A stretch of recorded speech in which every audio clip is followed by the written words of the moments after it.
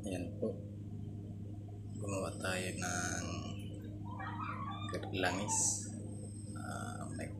Ilagay natin sa maliit na grapa. May mga halo po yan na mutya. Sari-sari po yan. Pangontra po yan sa lahat ng masasamang elemento, sa lahat ng uri ng gawa ng kapwa-tao. Pang-iwas disgrasya din po yan. At protection sa paglalakbay, lalo na kung kayo po ay mahilig mag-travel. Napakaganda po nito. Pangontra din sa mga aswang, mga impakto, maligno, engkanto na masasama. Ito po, yan po, yan. Meron po yung mga mutya ng kalikasan. Sari-sari po yan, kompleto na po yan. Ayan po.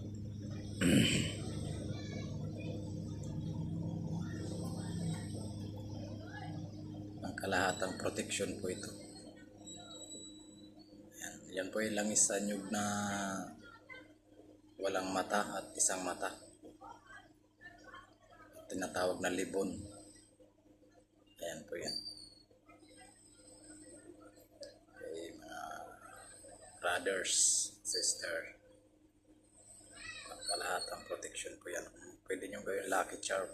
Pwede sa mga buntis, sa mga bata, tutanda. At yung langis naman po na laman yan ay pwede nyo pong gamitin pang hilot. Dadagdagan nyo na lamang kapag siya ay konti na, huwag nang pakaubusan ng langis. Yan po ay napakalakas na depensa laban sa masasamang enerhiya, sa mga usog, sa mga lamang lupa na mapuminsala. Yan po ay nabibigay protection sa sinamang tatangan po. Dadala sa bag, sa bulsa, sa wallet,